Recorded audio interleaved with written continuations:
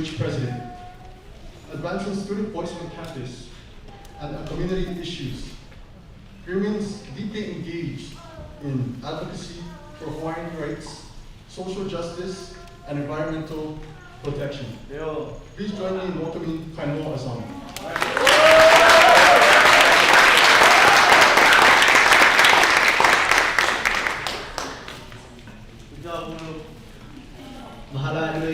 Thank you everybody for joining us. So excited to kind of get us all kicked off in this beautiful space. And it's not every day we get a room filled with so many Āina warriors. So good to see so many familiar faces as well. So just kind of transitioning into like some of our next things. So if you haven't found a seat, I know there might be a few empty spots. Feel free to squeeze with Aloha.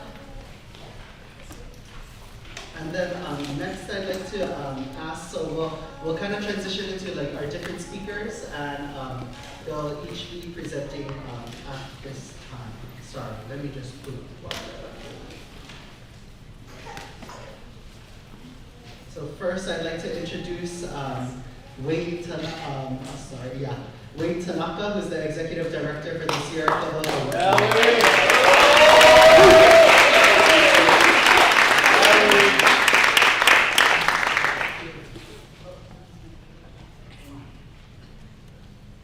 And then Ernie Lau, who need not any introduction.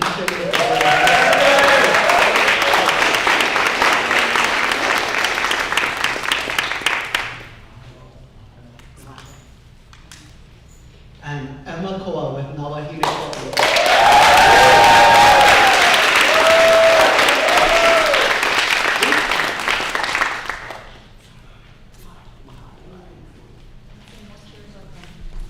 Okay, and more chairs are also coming, so for those standing, don't worry, there is going to be some breaks for your legs soon enough. So next we'd like to give our panelists the opportunity to share a little bit about their various issues. So I think Wayne, would you like to go first with the, is it slides? Oh, no slides, okay. Or Ernie, sorry, order switch.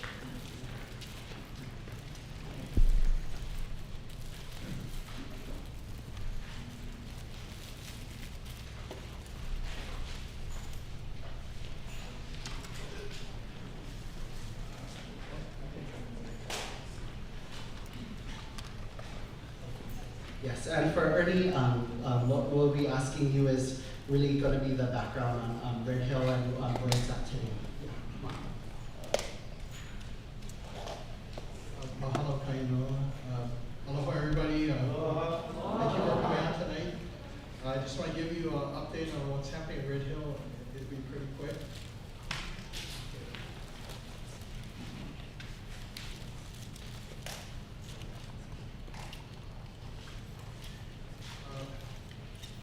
So just a reminder, it's been,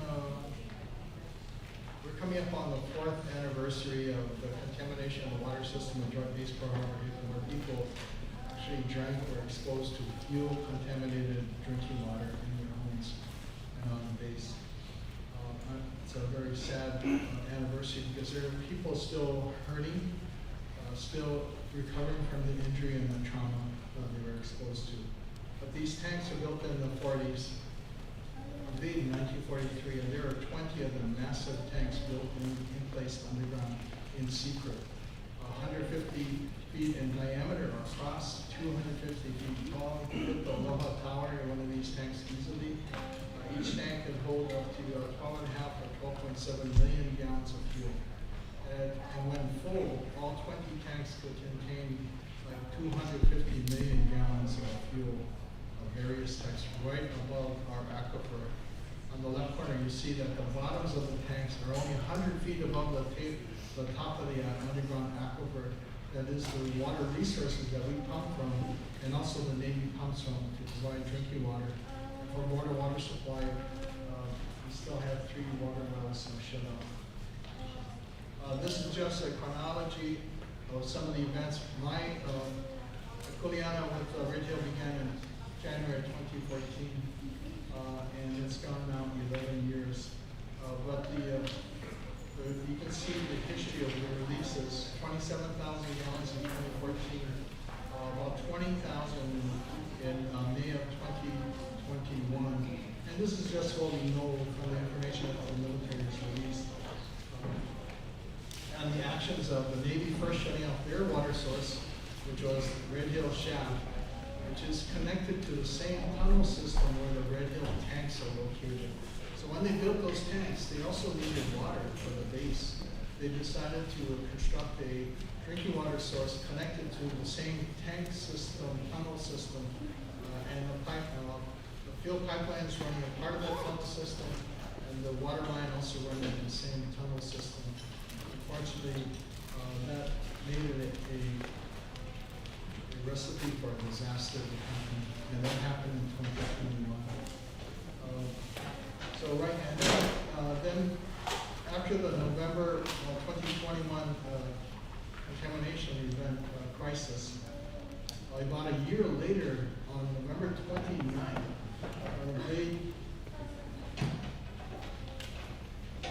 they added more injury to the Āina, to the Vai, releasing 1,300 gallons of firefighting foam concentrate liquid that when mixed with water and air could make tens of thousands of gallons of foam, atrial foam, that would be used to put out fires. When they, by mistake, spilled at 1,300 gallons of oil on the ground and into the environment. When I asked the Navy worker, how much did you recover? Because I was given the opportunity to get out to the site the day after, they told me hardly any. 1,300 gallons of that concentrate liquid, which also contains forever chemicals PFAS. And this is, and I want to be very careful because I've been heavily criticized by the Navy, by the EPA, and the Department of Health for providing false information. But this is actually a map shown from the Navy's groundwater modeling report, the latest version that is available publicly. And this is based on their groundwater model runs. And these colorful lines, these color-coded lines represent where a particle might start at the Red Hill tanks and how it might move underground in the underground aquifer. You can see it kind of moving from the Red Hill area, which is on the right side of this map, toward the left, toward Aloha Springs. And you can also see the location of different wells. And you see Halawa Shaft, and it's hard to see, but there are colorful lines, green lines that actually can get up to Halawa Shaft. So that's one of the reasons why the Board of Water Supply, I made the difficult decision in December 2021, after the Navy's source Red Hill Shaft was heavily contaminated, we shut off Halawa Shaft, the lava wells, and Āina wells, and they still remain shut off because I don't know for sure if this map is accurate. It's still being reviewed by the regulators, and I think some of them are going to possibly say that this is not accurate. But it's the best information I have, and based on the precautionary approach here, I'm saying no, this is the only available information. Yes, this modeling report has not been accepted by the EPA and Department of Health yet. This Navy's modeling report. But I'm operating, I'm kind of looking at this and taking actions to try to, if this was true, pumping Halawa Shaft would be a disaster for us. This modeling scenario for these model runs was Halawa Shaft pumping at 12 billion gallons a day, Red Hill Shaft shut off. So again, I want to caveat and say, this has not been accepted or approved by the Department of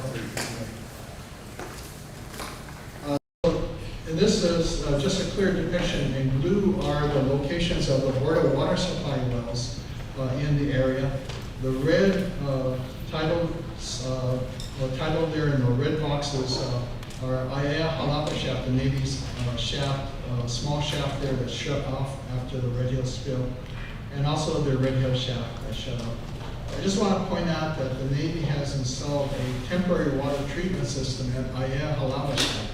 And when I asked them to their face, one of the officers, they said, asked them what is the contaminants you're treating for, with that treatment system, and they said PFAS, petroleum hydrocarbons, and polycyclic aromatic hydrocarbons. And then they also have plans to install a treatment system on Red Hill Shaft, and the idea is that they want to put treatment systems in place so they can turn these wells back online and supply the base with drinking water. They're going to do it. They need to get Department of Health approval to do that. The Department of Health has a regulatory jurisdiction on that, and that's their plans. And I'll just say, you know, federal government was shut down for a long time, and maybe some of our ohana might have been affected. It was a tough time for federal employees. It's a tough time for them this whole year. But when the federal government got put back, or actually became open again for business, they had to pass a continuing resolution. In that continuing resolution, they also passed some other budget items, including the military construction budget. And it's the link there is actually the link to the document itself. But we learned that there's a water treatment, there's a budget item for a joint base Pearl Harbor Hickam water treatment system. And the money that's there is $141,650,000. So we think that might go toward a temporary or permanent water treatment system for Red Hill Shaft. I have heard of a number of $500 million for them, but this is definitely the first $141 million in the federal budget. Okay, I am really sorry. And then the other thing that we should be aware of Red Hill is the emerging problems with PFAS contamination, forever chemicals. The outlined orange area is the main property. Area B and Area A and Area B are where they're doing active PFAS investigations of contamination of groundwater, shallow groundwater and deep groundwater. And these are some of the results. Minimum and maximum detections over the first 3 quarters, and in area B is the one more heavily contaminated. You can see the numbers in 20 PFOS 17 to 69 parts per trillion, but the drinking water standard from the EPA is 4 parts per trillion, so we're well above that. And I'll just say that. In conclusion, the Red Hill is not power. Our water and land needs to be cleaned up. Full remediation of all known and unknown releases from Red Hill storage facility will take years, if not decades. Take years, if not decades. So one thing to keep in mind, this is an intergenerational issue. My generation's, our kuleana is ending in the future. But the next generation needs to, folks like Ulu and others like Wayne, they need to take up this important issue for our community, for our future. And PFAS is an emerging contaminant concern. So it's really important to stay informed. And mahalo for coming out tonight. This is one way to keep informed, be armed with EK, because there is power in knowledge. Aloha.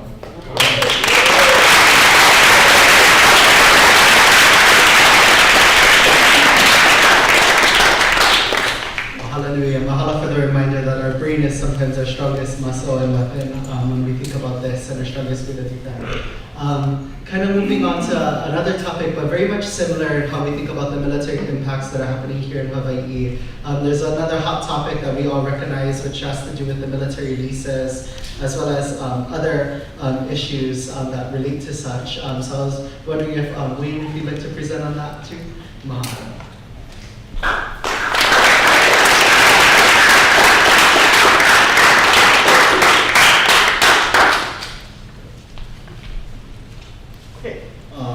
Good evening.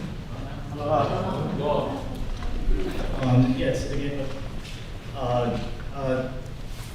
echo Ernie's gratitude to you all for being here and to opportunity to share about some of these pressing issues concerning the U.S. military occupation of our islands. So I'm going to talk about this hot topic of military land deals that are kind of being contemplated by our state leadership right now. But I want to start with 3 important things to keep in mind. Right? So first, the biggest landowner in the state of Hawaii is the state. The second biggest landowner is the federal government. And the vast majority of these lands that the state and federal government hold were taken literally at gunpoint, right? Were stolen from the Hawaiian Kingdom. So that's very important. And this includes the lands that the federal government uses for its military packs, as well as the state lands are being leased for those purposes. The second important thing to keep in mind is the state has its lands largely because much of it was relinquished or transferred to the state upon statehood, right? So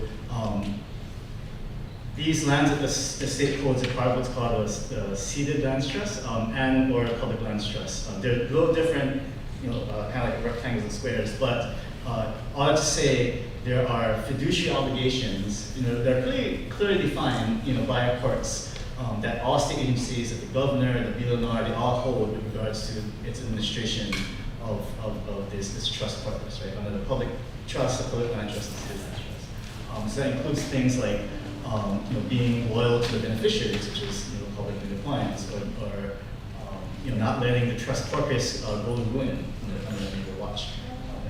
And so those are real things. Those are actually things that are litigated and part of the penal law situation. And then finally, I think it's important to remember that as the state upholds its fiduciary obligations, and even just as we have a discussion about what's going on, we're not talking about land.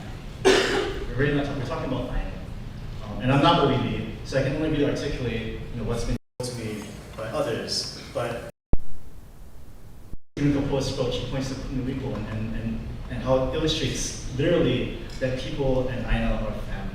Right? And so ʻāina is like this. It's not a commodity. It's not something you can cut up and. It's like this super ancestor that took care of you, took care of your ancestors, taking care of you, to take care of your future generations. And so there's a preciousness and there's a sacredness and there's a kuleana that comes with that.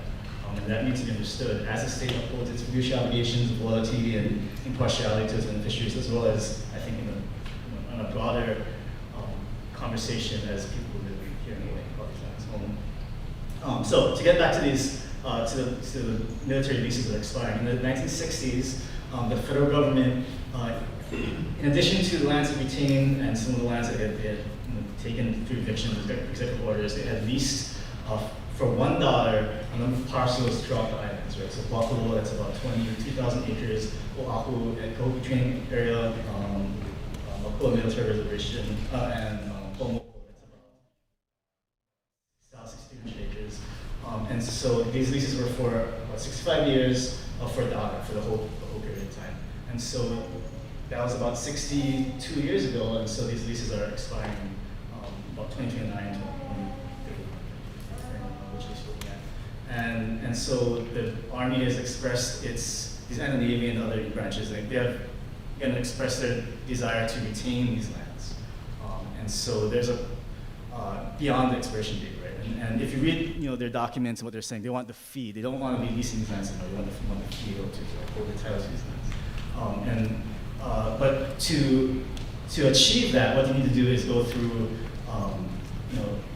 a number of steps, right? So first, they needed to do an environmental impact statement, which they worked on for both Oahu and Hawaiʻi and Waikoloa for a number of years. And it's interesting because if you look at the correspondence between the military and the Board of Land Natural Resources and the Land Division staff,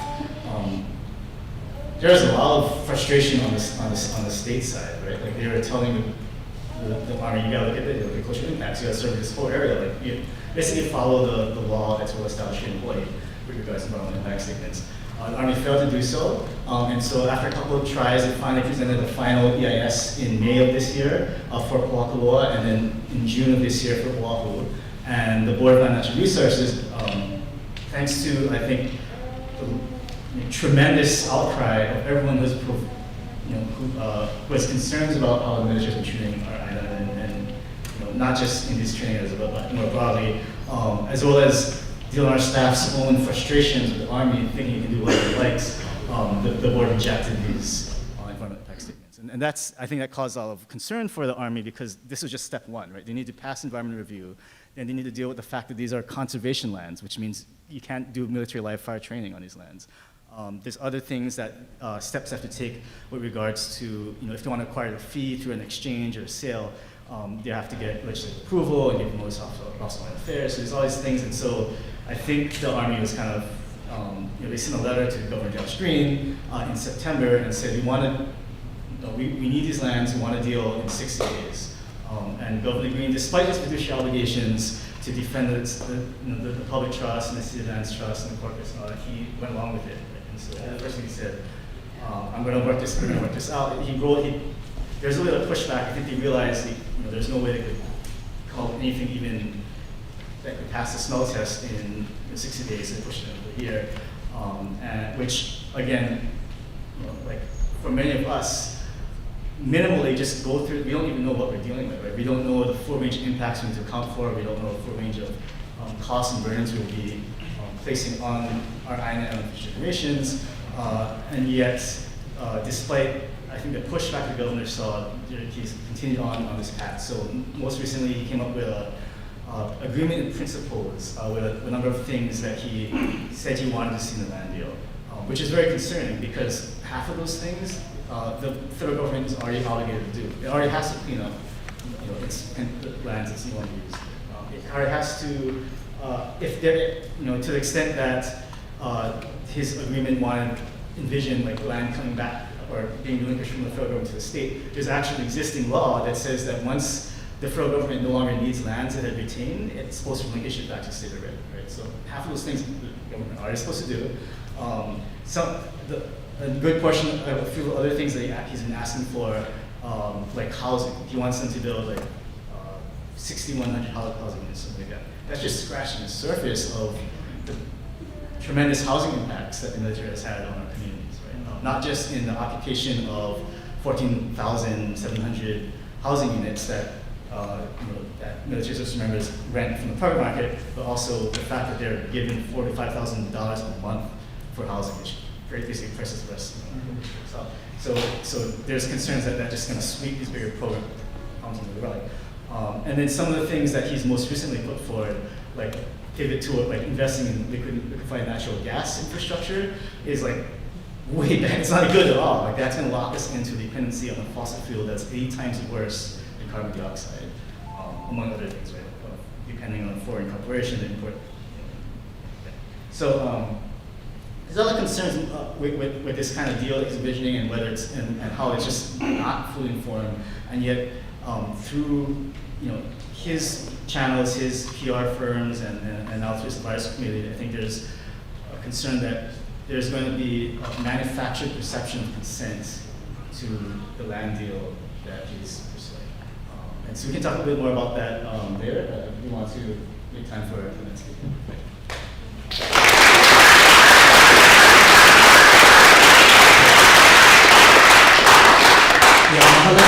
Mahalo nui, Wayne. I really appreciate the grounding of us and recognizing that it's not just land, and I think the bigger part to it too is it's our relation is above transaction, and our movement is predicated on a relationship and relations with each other, with place, with our ʻāina. So this idea that a transaction is going to satisfy what our opposition is around is really just really of a false claim. But anyway, before I get on my own pontificating too, I think it's a really lovely segue for our wonderful Emma Koa to share too, like what do you feel that we can do from a cultural perspective?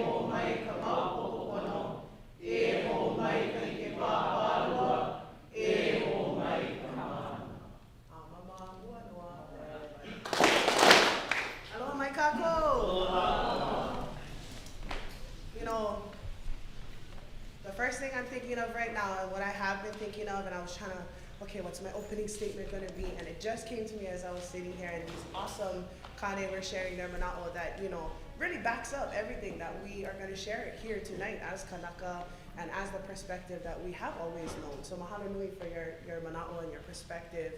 And that mana'o is, we're going to be okay. We're going to be okay. And that is echoed by so many of our Lahui leaders, you know, Brother Brandon over and Uncle Bumpy them up at Nation, Brother Kauka'ohu, Auntie Healani, all of our awesome leaders in Lahui right now, the ones that are really tapped in are all saying, we're going to be okay. All we got to do is get through this together. So Nabahine Ko'i is one way that we can get through this together. And I'm so happy to see so many Nabahine Ko'i titas here tonight. Mahalo for making it out. And bradas, and mahu, and all of the different things. Mahalo, all of our Nabahine peeps that are here, filling this room with your mana, and all of your kupuna. I can just really feel, this room is so full right now. Nabahine Ko'i are wahine, mahu, and kane that stand united across 6 different islands in Ko Hawaiʻi Pai Āina. We are not an organization, we're not a nonprofit, we're not a group, we're not federally funded. We are just people that got absolutely fed up with everything that was happening. And as wahine, our kuleana is to open the house that was long forgotten. It's to light the fire and to open the house and clean the house and make ready for everybody come inside and everybody do their own kuleana. Because it's not the wahine's kuleana to do everything, right? It's not our kuleana to open up, to clean, to cook, to do everything and just sit and wait for everyone to come home from war. That's everybody's own individual kuleana. And if there's one thing you walk away from here tonight, from my portion of what we're saying, it's that everybody has a kuleana. And I like to say often that kuleana, you know, we're so used to meaning responsibility, but it also means privilege and our right. So if you have the privilege of living here in Hawaiʻi, you have the responsibility of taking care of Hawaiʻi and her people and her places. So Nabahine Ko'i is a space because let me back up. Nabahine Ko'i started as an aha of wahine in different positions on different islands across the Pai Āinas, mamas, kumu, kilo, farmers, all different kinds. And we, at first, were getting together to do perimeter checks across the Pai Āina. And then we started to notice a lot of patterns, and we started to notice that the same things were happening. And after a while, we couldn't just sit there and continue to keep talking about what was happening. And it was very much on our hearts to mobilize and stop organizing. So Nabahine Ko'i is a place, is an infrastructure for Lahui. So, you know, we haven't created anything new at all here. All of our people in Nabahine Ko'i have gotten their own understanding, their own downloads of what kupuna are sharing, the same blueprint for all of us. And many of us here totally understand what that blueprint is, and we're interpreting and implementing in our own ways. Nabahine Ko'i felt that there were so many people that were activated and are activated right now, and they just don't know the what, the where, the how, the when, what's the next step. So Nabahine Ko'i said, let's give them the next step. Let's give the infrastructure of our kupuna. Let's give the plan, and it has grown exponentially in like the 2 months that we have really been moving from organizing to mobilizing. Nabahine Ko'i is really built on 2 huge concepts, which are kuleana and ho'i kapiko.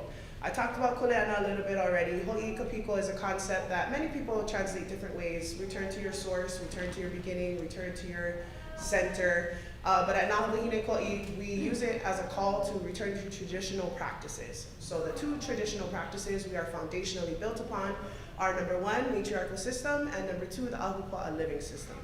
So the matriarchal system of our kupuna, we have always been matriarchal here in Hawaii. We have always been a matrilineal culture here in Hawaii that due to the colonization and oppression, right, we have not turned into patriarchal society, but been brainwashed into those pathways.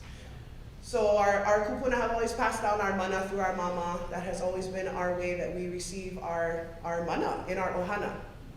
So when we say matriarchal systems, we don't ever mean we hate all men and that there's no place for men in the matriarchy. In fact, it means that we want you here to step into your kuleana so that we can step into our kuleana as wahine, and mahu can step into their kuleana as mahu also.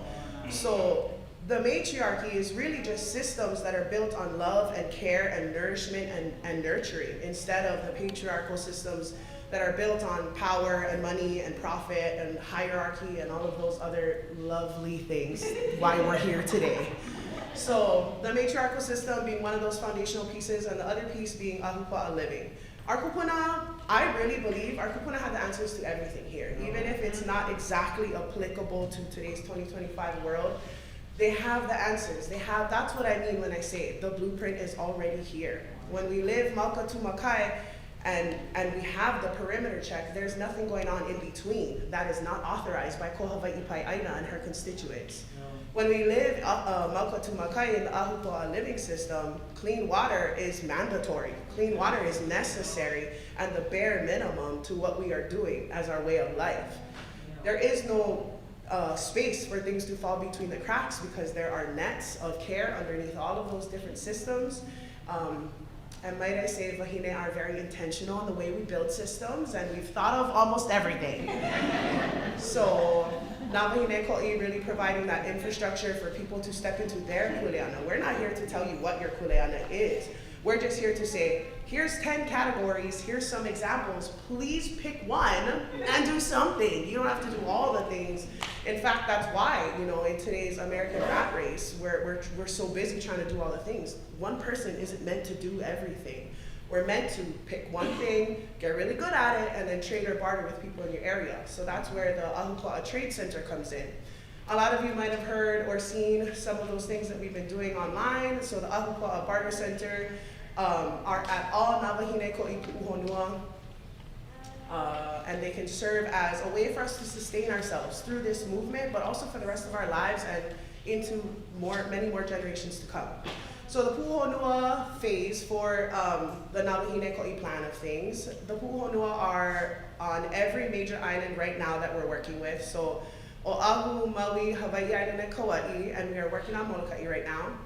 And the pu'uhonua service places where these pu'uhonua specifically, Nawahine Ko'i pu'uhonua, serve as places where we organize, strategize, plan, heal, recuperate, align ourselves, develop our relationships with ʻāina and each other.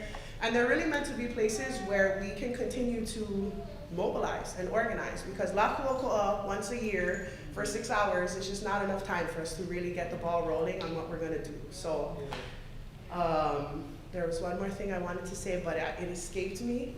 I'm happy to be here. Mahalo nui to Auntie and to Ulu and Kainoa for having us here tonight.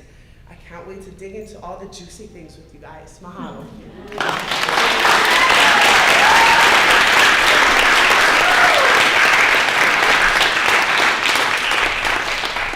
Mahalo nui, Emma. One mentor of mine from Kianai, Kahukalani, had shared with me once, if you want to talk about something, go find the men, but if you want to do something, find the women. So mahalo for demonstrating that. So now we'll transition really quickly into our facilitated questions that we have for each of our panelists. We'll be sure to make sure that there's enough time for all of our audience questions to also occur too. So each of our panelists will get 2 questions that they'll get to answer tonight. So our first question is going to go to Ernie, and the question is, has the U.S. Navy been held accountable, and are they cooperative with the cleanup and remediation of the Red Hill / Kapūkakī? Answer to the... I need to hit that button, sorry. Is it acting up again? The red button underneath. There we go. I hit the wrong button. First, on accountability, I would say, in my opinion, this is not from a regulator perspective, but from a group that really depends on our buy for our community. I would say the accountability that they've been held to is only it's kind of manini. They need to be held more accountable for what they've done. And I think the story is not fully told yet. When all that information comes out about the real story behind these Red Hill tanks and what happened there, what has spilled out into the environment, not only fuel but other chemicals, then I think the story is going to be much worse. But we need to hold them accountable to clean up the mess they've created. And what was your second question, Kainoa? It was for the cleanup and the remediation, but yeah. Okay, the cleanup and remediation just beginning. They are just, in 2015, they executed something called the Administrative Order on Consent. And in that order, in the scope of work in that order, one was to develop a groundwater flow model of the area, trying to model the aquifer in a computer. And then also trying to look at how contaminants can move, what they call fade and transport modeling too. That was in 2015. This is now 2025 and that model is still not completed. The thing about what part of that investigation you have to do is be able to do enough investigation so you can properly characterize the extent of the contamination coming from the facility. And that's far from being done. So their job is just beginning. And I think we need to continue to press on our regulators and the Navy to be more aggressive in that area. Thank you so much, Ernie. And our next question is for Wayne. And the question is, what happened in 2014 with the Red Hill Kapūkakī spill, and could the 2021 spills have been prevented? That's a philosophical second question here. So what happened in 2013 in December, the Navy had just finished basically inspecting and repairing one of its giant 250-foot tall fuel tanks, and as they were refilling the tank, there's a leak. But because they had just fixed it in their minds, they're like, oh, these alarms going off, like there must be false alarms. So they just let the alarms ring for a month. So it wasn't until January of 2014 that they reported that they had lost, between 27,000 and 45,000 gallons of fuel from that fuel tank. Of course, everyone was very concerned, right? Not having our sole source aquifer on the risk of existential destruction anymore, and so we saw some activity among legislators, among regulators, to kind of really drill down into the situation. Unfortunately, because of the tremendous political and economic clout that the military has generally, they're able to use their contractors, use their connections to kind of slowly whittle away and at this concern and kind of assure everyone that they're the Navy, they have all these systems in place, they're not going to let that happen again. And so they entered into a 2015 administrative order consent, so that was 10 years ago. That's one of the requirements was for a groundwater model, contaminated food transport model, neither of which have been completed. Many of the other things that were supposed to be done have still not been completed. And we actually, a number of senators actually wrote a letter to Governor Ige at the time, to not sign onto this consent order because first they gave all the decision-making power to people in DC, 5,000 miles away. There's some concerns the Board of Water Supply had about non-disclosure requirements, and that's why BWS and BWS didn't sign on. And ultimately it was unenforceable, right? There's no deadlines, there's no teeth to it. But there were some things that did come out of that, and they came out in subsequent litigation. One of which was the first phase of a risk assessment that found there was a 27% chance of up to 33,000 gallons of fuel being released, suddenly released in any 5-year period.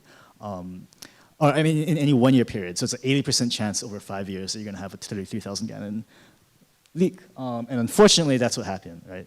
And then looking into the risk assessment, and this didn't account for fires or earthquakes. This is just normal operations, what the risks are. There's also an estimated release rate of 5,000 gallons per year of just chronically, just in the course of normal operations. And so that has raised a lot of concerns now about there possibly being between up to 2 million gallons of fuel that have been released over the 80-year life period of this facility. But to go back to the question as to whether the 2021 catastrophe could have been avoided, there are a lot of challenges. We had a lot of warnings and just common sense, but there are also a lot of challenges, right? The military does what I call elite capture, where they invest a lot of PR and relationship building with the elites, with legislators, with business leaders, and so forth. And they show them what they want them to hear, right? And then, like us guys on the ground, we're seeing all this other stuff. They conveniently don't mention those things. They also had a powerful lobbying arm. There's also just this practice where leadership in the military and Navy, you have to, you're only here for like 2 to 3 years, right? So every time a new commander comes in, they're not going to be, they just want to do their time and then get promoted, right? They're not going to deal with this like 10, 20-year thing, and often they won't even have the authority to order Red Hill to be shut down, right? It's a Pentagon call, and they're not going to, risk their careers by telling the Pentagon that they need to get rid of this FEO depot. So I think we have to be very, very intentional going forward not to let that happen again, right? And we're already kind of seeing it. We're already kind of seeing the Department of Health and the EPA kind of bending over backwards for the Navy and letting them, there's no indication that they've invested anything in proactive remediation research, right? We don't even know how we're going to get this jet fuel out of the water table.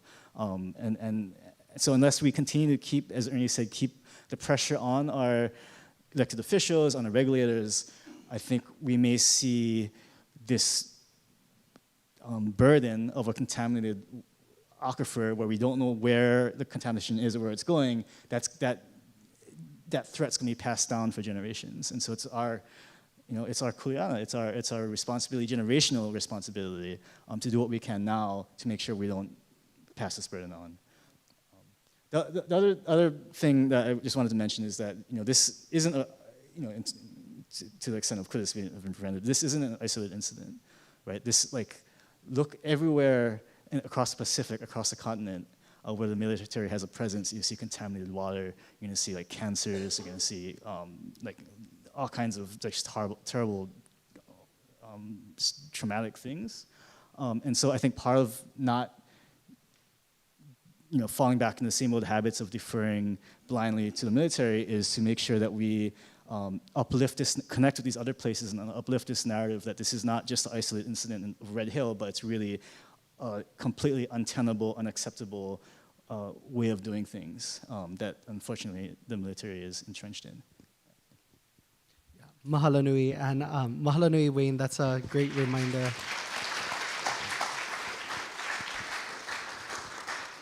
I really appreciate some of the mana'o in regards to how sometimes public relations can feel duplicitous, and even how reconnecting in terms of learning from other communities and recognizing the power of people power when it expands out through various means, which kind of ties into our next panelist as well. And this question for Emma Koa, which is, what can people do to hold the military accountable, and how does the Red Hill spill and military leases affect the Hawaiian movements?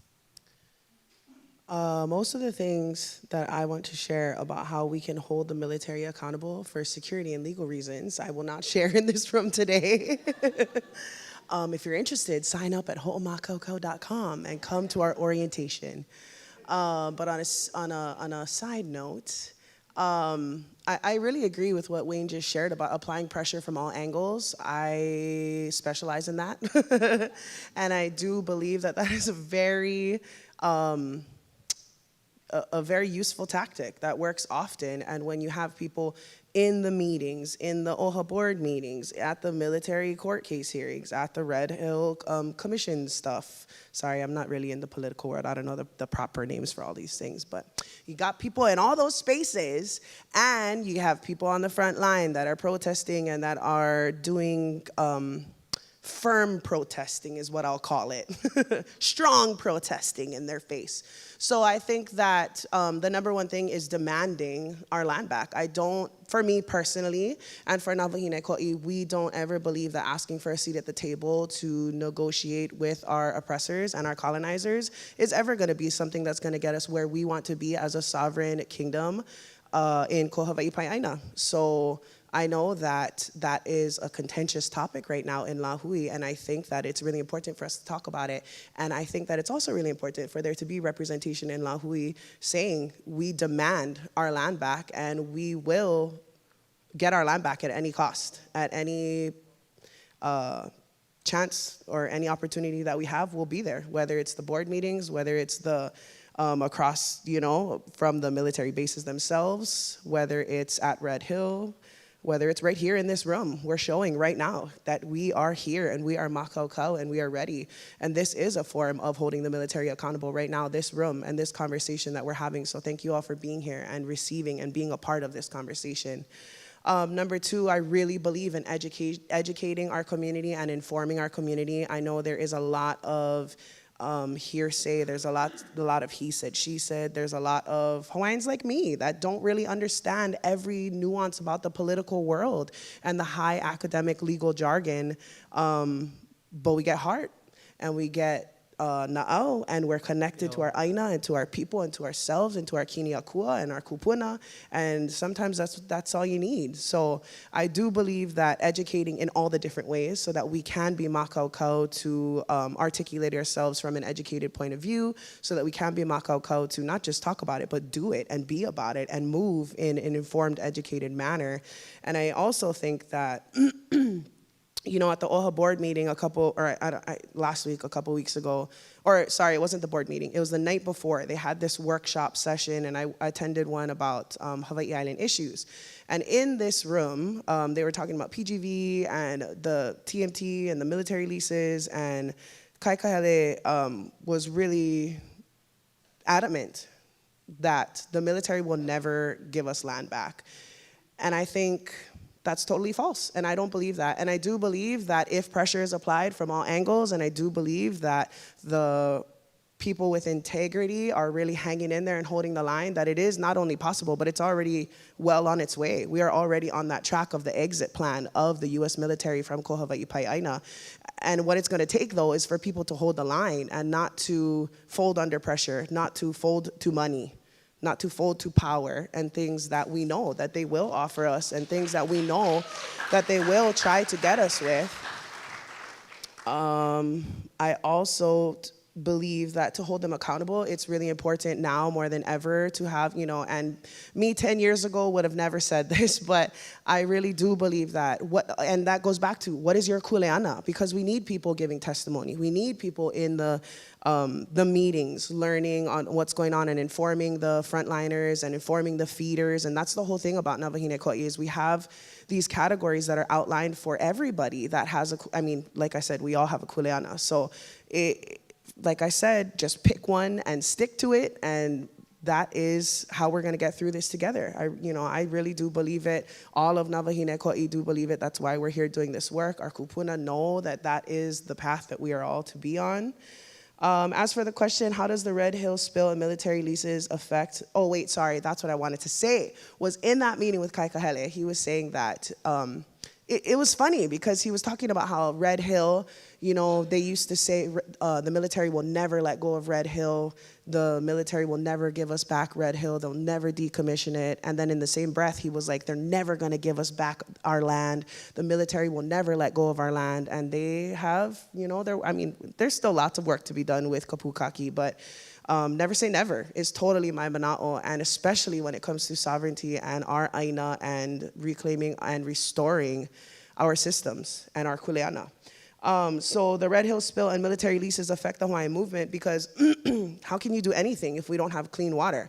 I was thinking a lot about the mahele, and during that time, I believe it was maʻio ku'u, and please correct me if I'm wrong if that's not the correct sickness of the time, but maʻio ku'u during that time was really whacking our people. So to expect our Tanaka to go down to some foreign county building in the middle of everyone in your house dying and go and sign a piece of paper that you don't even recognize, first of all. Second of all, you don't even understand the language that it's written in. And now you got to go and leave your family that is literally, everyone is dying, and go sign this piece of paper. Kind of feels like right now, where the water is poisoned, the land is being stolen and bombed and desecrated and destroyed, and they're like, okay, well, come sign this paper and it'll be okay. So I really am just thinking of the resilience of our kupuna and their perseverance, and I'm thinking of the Ku'e petition and how, you know, our kupuna in all of their strife and grief and trauma at that specific time of history, they were so resilient, and they still made it through all of that and signed the ku'e petition. So many people to show that we are united across ko Hawaiʻi pai ʻāina. And even now today, we use the ku'e petition as justification for why we do what we do and why we have the kuleana that we do. So it affects us because it takes away our resources that allow us to thrive and to, I don't want to say fight, but to continue on the path of resilience and perseverance. Mahalo nui.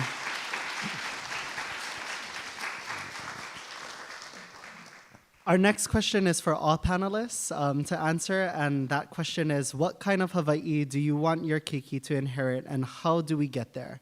And I'll start with you, Ernie. It's really easy. My vision for Hawaii is something that the water is pure, no contamination, and there's enough water to meet everybody's needs for all of our community, everybody in Hawaii. So how do we get there in light of the challenges that we face? Emma was saying Red Hill and what changed at Red Hill. I'll just say that it was like a miracle that the military, that the Secretary of Defense said, I'm going to shut it down, I'm going to close it. And it isn't because just one voice, but it's the whole voice of the whole community coming together. So all of you, I mahalo all of you for your role in getting the military to decide to shut down Red Hill. And I would say it was like the impossible became possible in that moment on March 7th, 2022. So on the land leases issue, it's not kuleana, but I'd say nothing is impossible. Mahalo.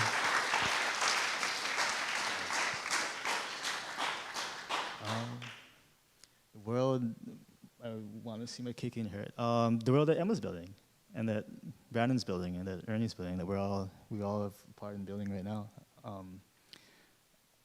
I guess to be a little more specific, I want to see a world where we revere water again, right? Where we protect our streams and springs and oceans, and we're not allowing it to be hoarded and wasted and commodified as it continues to be.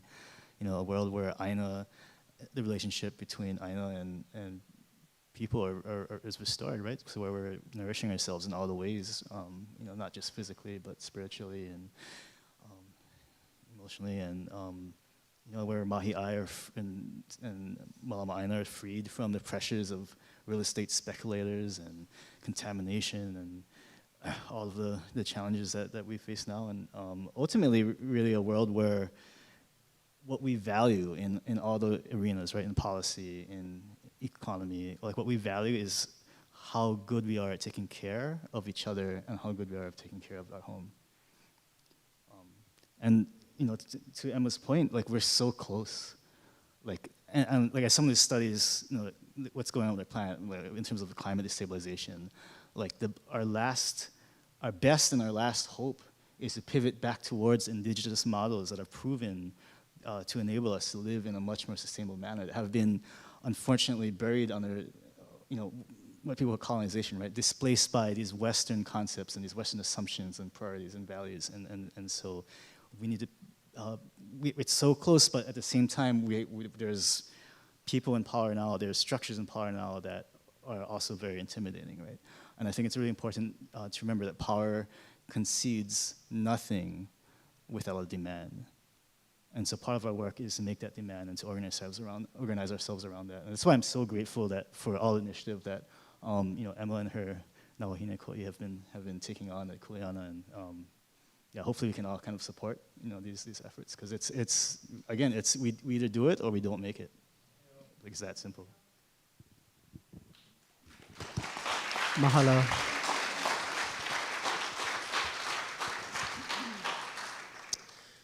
For me, this was the easiest question to answer. I want my keiki to have a world that my kupuna did.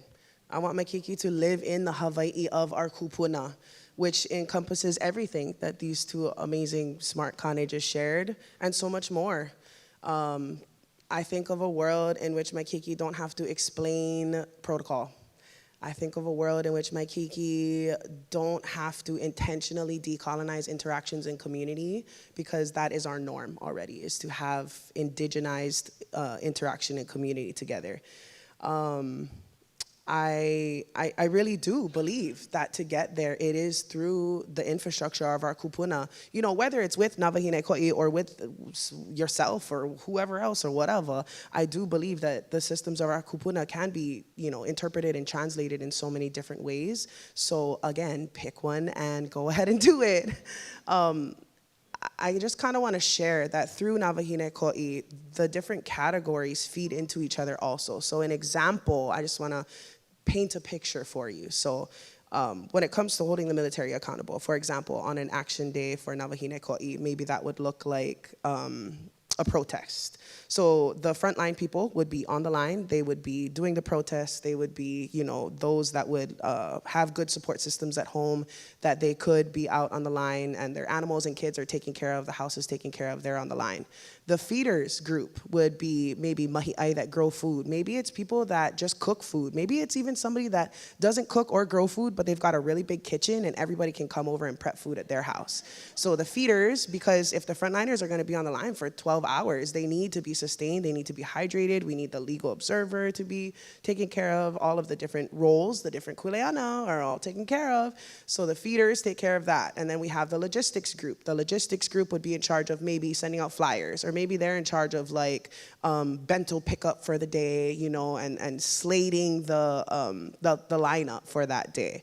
And then we have the legal people. Maybe legal people are in charge of finding out how much we're gonna get, how long we're gonna get arrested if we go through and do this thing.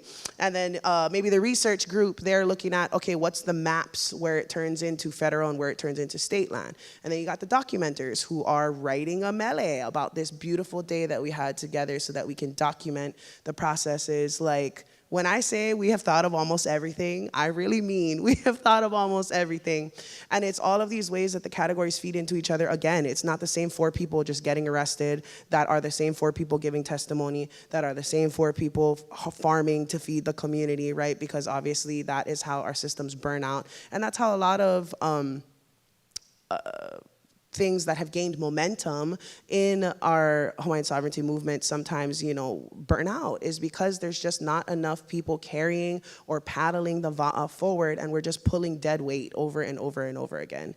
So how we get there is by carrying our kuleana and by working together. And I know it sounds so cliche and like kumbaya, but it really is for us to do our own kuleana and to remember too that sometimes we are really well-meaning and really well-intentioned when we take other people's kuleana, but you're taking away their opportunity to step into their kuleana. You're taking away their opportunity to learn the lesson, right? So, you know, a lot of people all the time, they go on the website and they check all the boxes because they're so excited to be involved in this and be in this space, and they're like, oh, I just want to help so much. And I always say, like, yes, you can do all of these things, but do you have the capacity to do all of these things? Because I would rather have somebody that's really good at doing their job, like their one job for 10 years, than one person that does everything for a week and then burns out and I never see them again, right? So I do believe that through these systems and structures and the longevity and sustainability of these systems is how we will get to that Hawaiʻi of our kupuna again.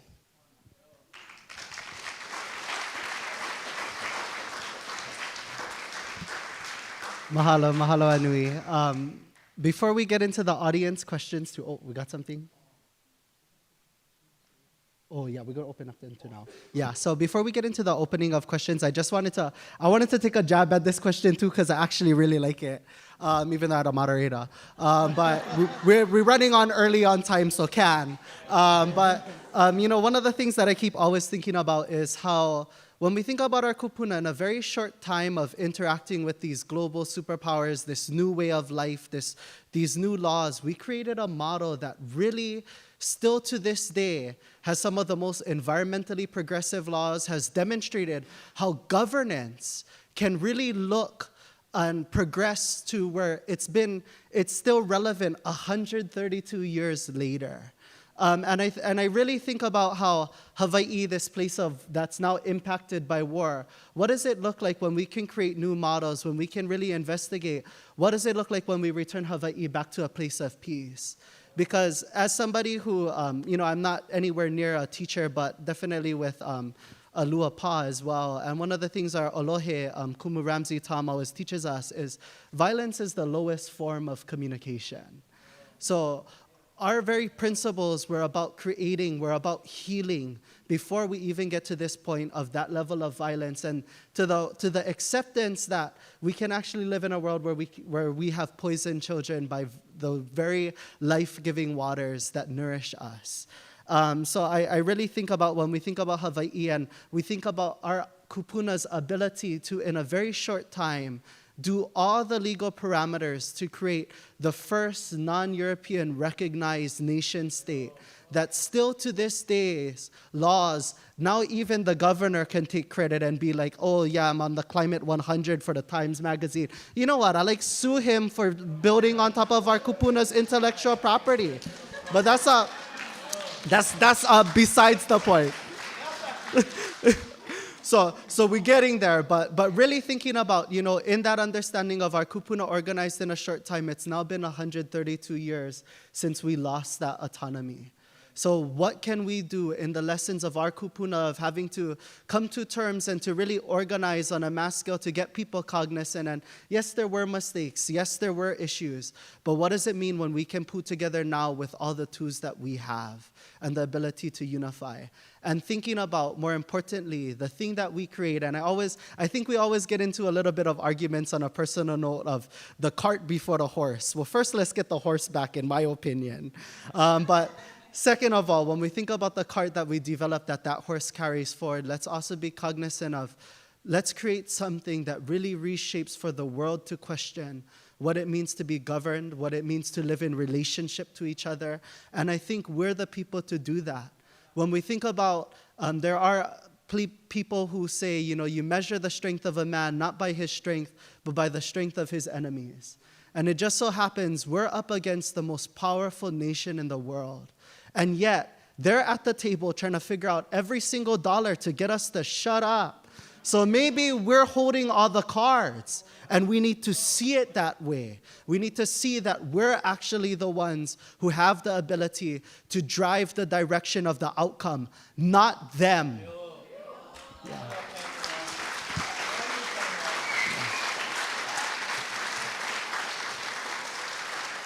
Mahalo. So, kind of transitioning to that. More importantly, not us pontificating, but listening to all of you. We'd like to open it up for questions. And for anybody who has a question, we ask that you come up to the podium because we don't have a running mic. Yes, feel free, and we'll kind of figure out who's it for and all of that and such. So yeah, any questions so far? I know it's been a wonderful start to the kickoff. Yeah. If not, please, yes. Okay, I can repeat.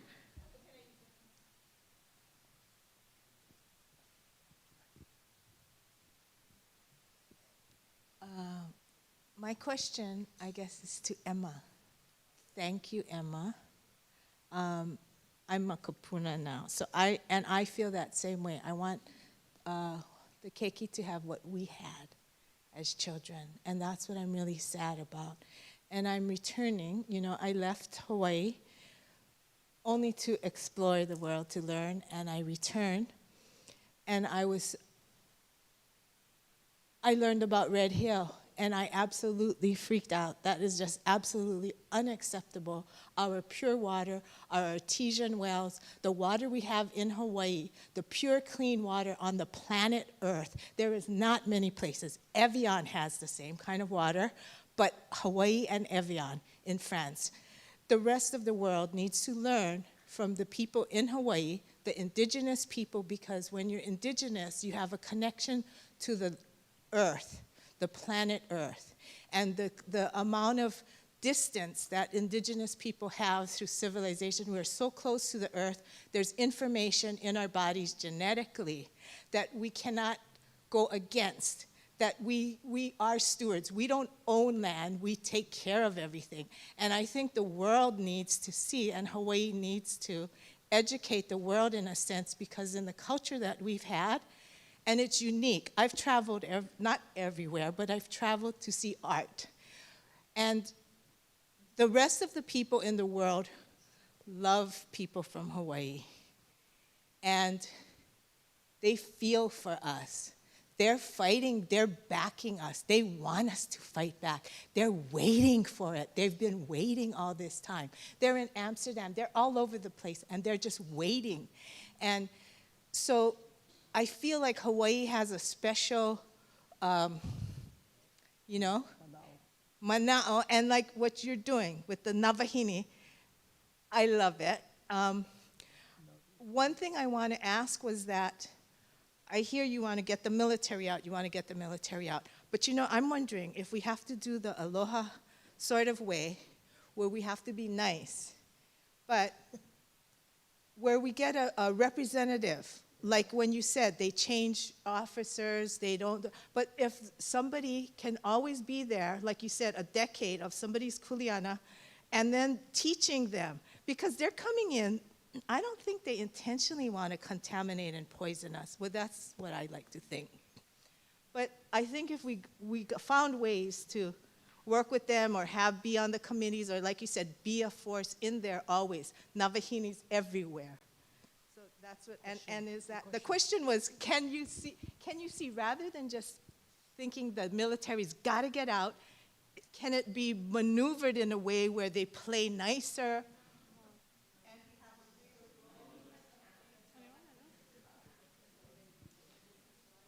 I think yes, of course. Is Navahine Ko'i going to lead that niceties? No, I don't. I do believe that there is an avenue for that. And I do, like I said, believe that there is value and benefit to having everybody in their own kuleana. I speak on behalf of myself, not Navahine Ko'i, when I say this, because we have not discussed this particular, and I'm just here as a representative of Navahine Ko'i today. So in my personal opinion, I have not gotten the voice that I have up until now by being nice. Sorry if that, I'm so sorry, honestly, if that comes off disrespectful. And I think this is what it is. There's plenty of nice people, right? There's plenty of people that want to play nice and that want to do that stuff, and that is super great and awesome, and then it's just not me. I'm not that person, so I can't answer that question. But mahalo nui for that lovely question and for your support. I really appreciate it.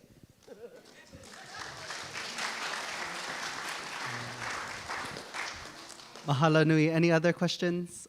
Tara?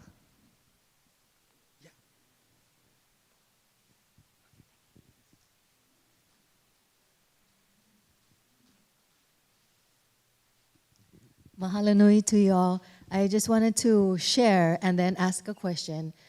Did you all know that in Ecuador, just this past Sunday, it was a historic vote in which the people, over like 60%, they voted to keep military bases out of Ecuador, and then also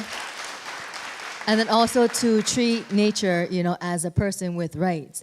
In Ecuador, way back as well, they were the first ones to have the rights of Pachamama, which is like Honua, like La Tierra, recognized in their constitution as a living being. And as we know in Aotearoa, right, I think it was Taranaki, recognized as a living being as well. So my question is, how do we go about it to do the same, for the people to speak up, to keep the military, bases out, the leases up, and then also to do something similar, to get the ike kupuna into law. I don't know how it works in that part about putting it onto a vote or whatever, but if they did it just this past Sunday, we can as well. And when is our next big walk for Vai and for everything, and just really coming together like that whole sea of red, through Waikiki, but then now with that knowledge, the numbers and pushing it through.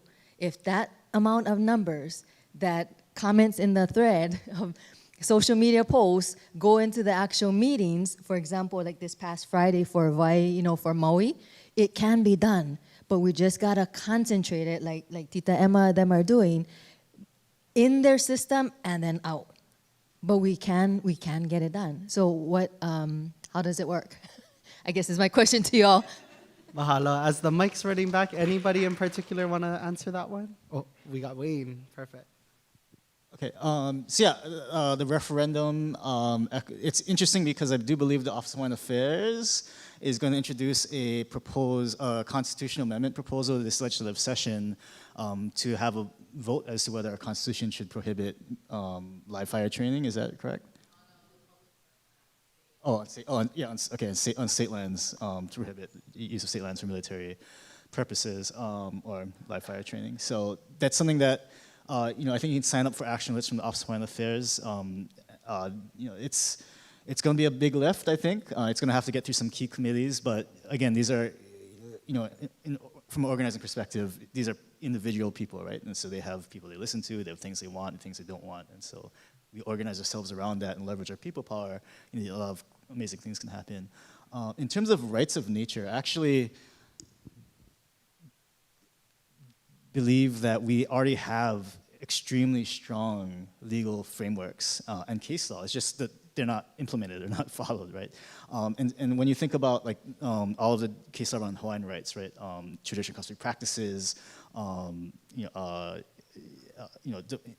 the public trust doctrine, domestic uses, like the needs of the Hawaiian homesteads and so forth, they're so intrinsically tied with ʻāina and the integrity of ʻāina that if we just enforce those rights, we lift everything up, right? And so, in my perspective, we really need to just lean into getting compliance with these existing legal frameworks that we already have that have been developed, a lot of it rooted in, kingdom laws and custom and tradition and the jurisprudence of the first Native Hawaiian Chief Justice of the State Supreme Court, rather than maybe try and import something else from another place that probably works really great for their situation, but might not necessarily be fit within Hawaii's context. Mahalo nui. So we did have a few questions that were submitted via the sign-in. So we'll ask, one that was submitted was, let me try, I just had it. How do you keep yourself afloat at times when everything feels overwhelming? Anybody in particular want to take a jab at that one?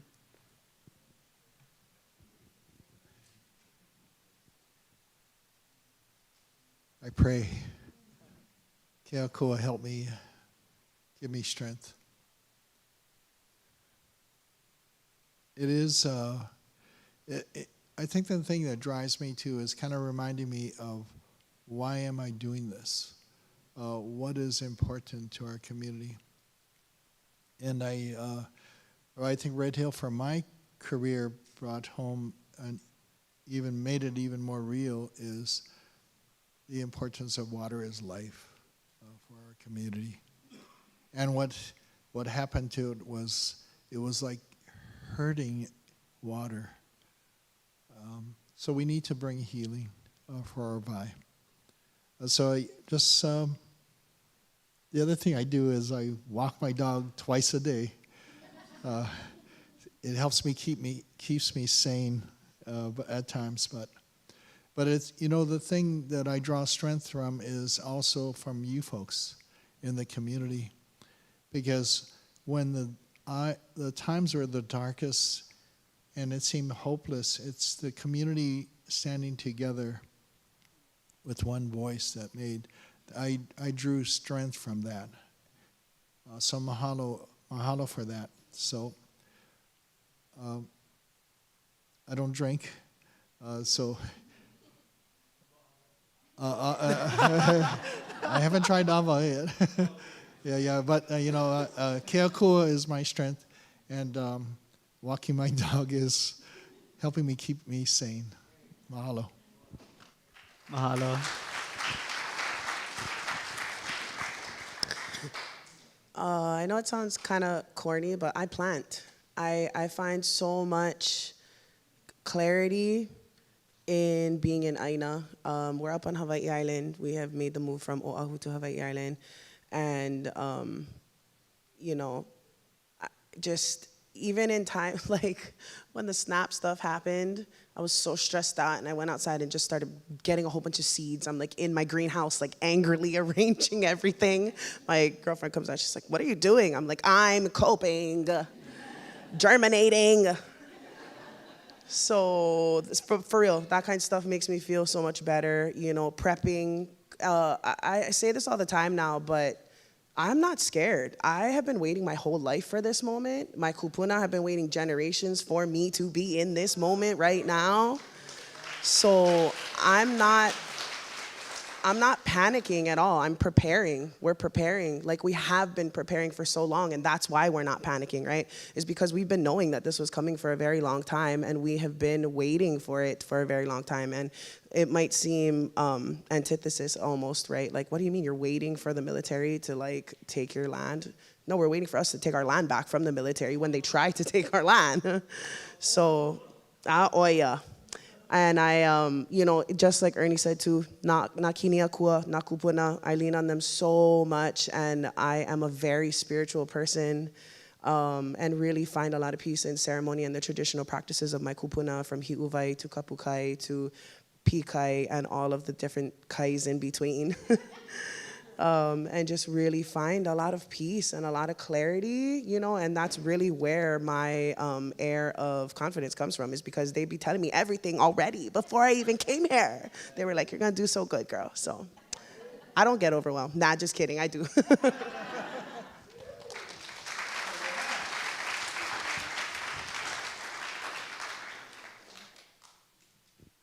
Firstly, I just want to say thank you so much to our panelists for being here today. Hearing your guys' mana'o has really been inspiring and reaffirming into why I come to spaces like these. But I feel like a commonality in all of these forums is getting to the solutions and figuring out what are the next steps. When we talk about Red Hill, the military leases, and the futures of Ko Hawaiʻi pai ʻāina, I feel like it's really important to even figure out like where are our next steps trying to lead us to. I personally believe that our next steps in regaining sovereignty. And so I kind of just wanted to ask, how, like, do we still believe that there is room within the US government and within the state and the legislators to get land back, to cease these leases, and for the security and safety of our vai in Red Hill and Kapūkakī? Anybody in particular want to take a jab at that one? If not, I'll take a jab too. But Kainoa, you can go after me. So I look around this room, I see future leaders. So one way is to change from within. Go and become the leaders in government, in key positions, and help it effect change, but do it from within.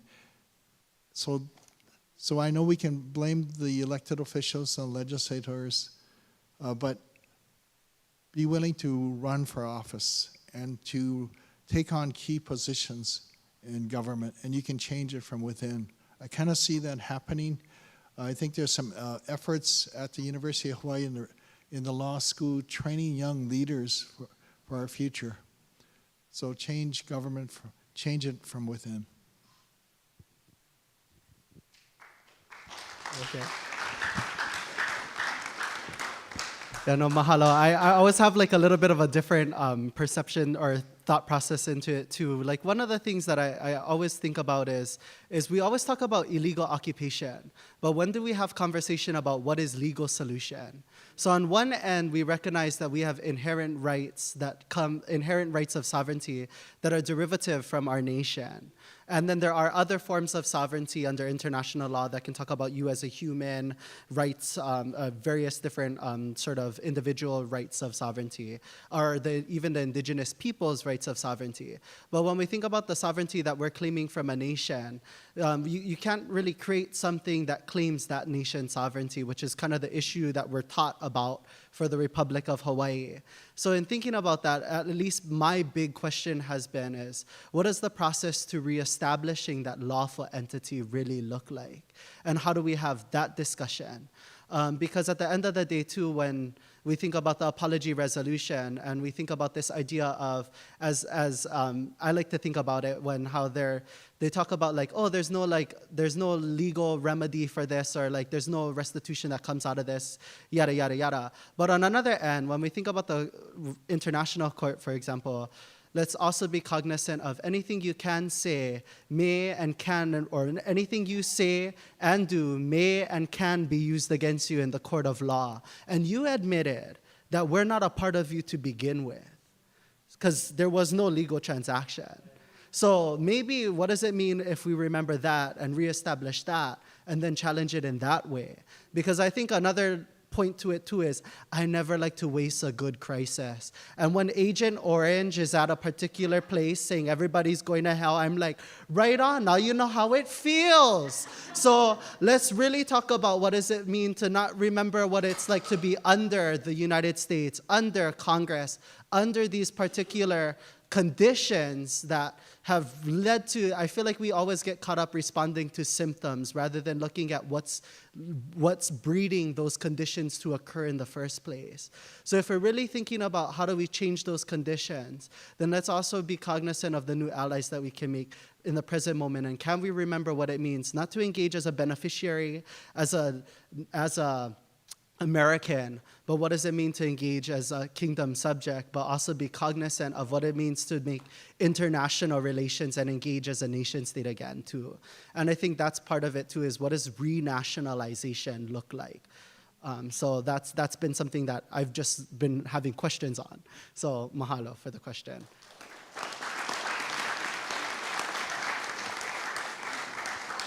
Okay.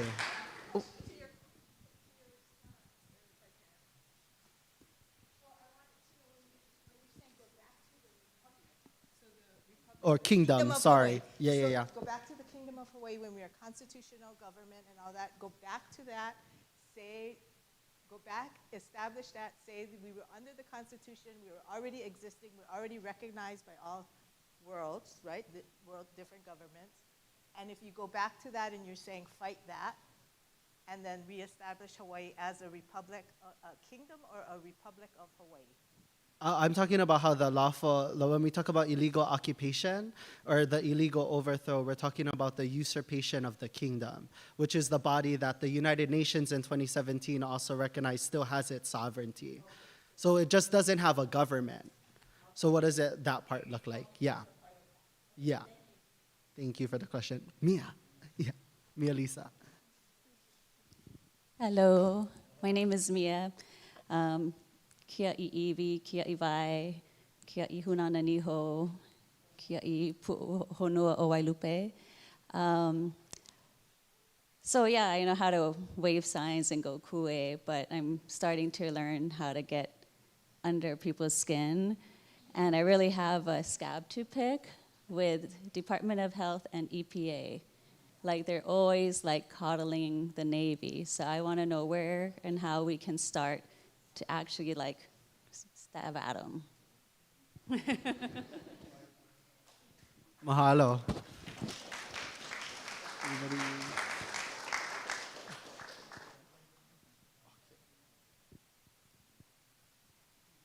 Yeah, so I guess maybe to paraphrase the question, like how do we get the DOH and the EPA to do the job and like hold Navy accountable and not blindly defer to their assertions? I think first you figure out who the decision makers are, right, in the DOH, right? So it's Kathy Ho is head of HER, and above her is Dr. Fink, and above him is the governor. Sorry, these are the individuals that you need to make the right decision. And then you think about the world around them, like who are the people around them that can influence them, and then you work from there, right? So, for example, there's a meeting tomorrow at Waimano Home Road with the Fuel Tank Advisory Committee. So it's going to be, Navy folks there, elected officials. Hopefully people show up. I think Ernie will be there.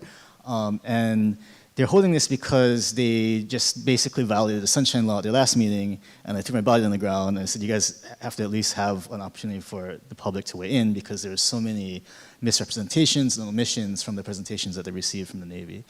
So the plan for tomorrow is to go in and really just start highlighting the things that were not said and correcting the things that were misrepresented or misguided, and then specifically create pressure on the regulators because they're the ones that should be tracking these things. So that's just one example, but yeah, you have to look for those opportunities, right? It's organic. You can't plan everything out. You can plan some things out, but really figure out who your decision makers are, your targets. Figure out the secondary targets, people around them, and figure out how you can leverage your collective skills and voices and actions to put pressure on those people.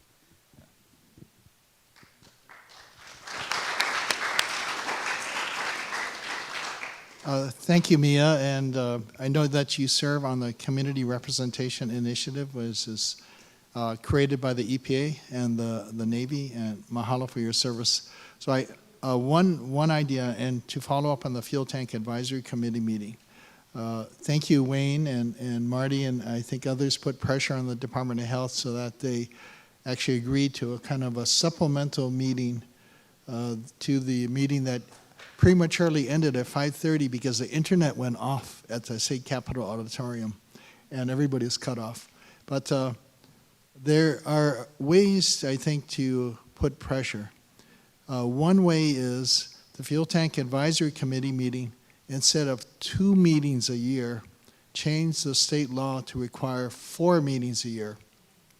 Because this is a venue where the community can come out and actually ask questions of the Navy, of the regulators, and they actually stand there and try their best to answer the questions. All the other kind of venues where they do open house, the Navy holds an open house, you can go talk to them individually, and they have displays, but it's really kind of orchestrated and rehearsed. The other avenues, is the Red Hill VI, that was created by the legislature last session. I think I have hope for that to be expanded, but we need to take that to the next step of requiring more direct community representation on the Red Hill VI, which is an entity that's now attached to the Department of Land and Natural Resources. The EPA and DOH, they focus on staying in their lane within their regulations, federal or state regulations, and they don't want to necessarily, and I kind of understand legally they stay within their lane. But what we need is actually people to operate outside those lanes to put more pressure on the military and hold them more accountable. The issue that I think they struggle with is transparency. Especially the military, they don't want more transparency. Because when you turn on the light at night in your kitchen, what happens? All the cockroaches run away. So what we need is to, on this issue, as an example, somehow turn on that light. Give opportunities for the community to actually engage with the regulators and with the Navy, and to ask hard questions and put pressure on them.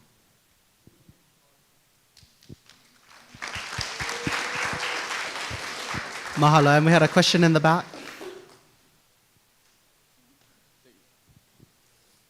Okay, so I kind of got like 2 questions, okay?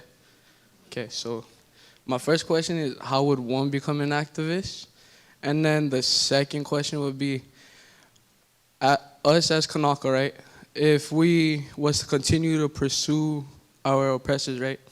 Even us younger generation, how long would you think it would take for them to finally back off and give us what's rightfully ours? And also, once we do that, what kind of way would you think it would be good to go back to? The ways of kings and queens, the kapu system, or will we just stay how we are now?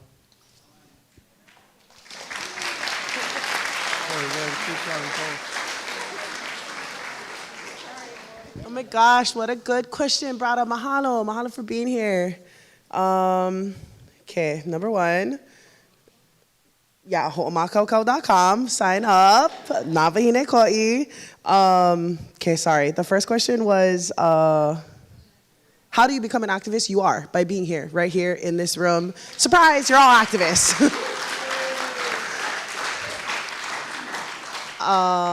Use your voice, practice your voice. You know what I say all the time, and people took it as a joke when I posted it on social media, but I'm so serious. Go to your community meetings and practice, how do I say this nicely? Practice arguing. Practice arguing, practice knowing who you are and knowing your voice, and practice interpreting what your kupuna are telling you and being open to what your kupuna are telling you. Because when I come to things like this, I just rock up and I say, okay guys, let's go. And they just flow through and tell me all the things to say. And what was the other one you said? The kings and queens and sovereignty one. I think it's a mix of so many different things. I don't think, personally, I don't think that a monarchy would serve us in today's day and age. I don't really think even an oligarchy would serve us in today's day and age. I think, for me personally, more of like a konohiki style, where the konohiki is the judge, the firefighter, the police, the cultural, like just to get you to think of the roles that the konohiki play in our current, or in our traditional society. Really as like the cultural resource, natural resource manager, to help mitigate everyday things and make sure the water flows where it needs to go. And what did you ask any other question, or was that everything? Oh yes, it will happen in my lifetime. It will. It will happen in my lifetime. Yeah. I think often about my keiki when I am in rooms like this, and I flat out refuse to move into a different realm and leave my child here to do the things that I'm doing right now. It's not gonna happen. And if you know me, you know that when I really say that something's gonna get done, it's really gonna get done. So I encourage everybody here, again, if you haven't heard me yet tonight, ho'omakaukau.com. We are actually holding another Oahu orientation on Sunday. So if you hurry up and sign up, then I will get through the forms and you will get the information for orientation. So mahalo, that's such a good question. Mahalo nui.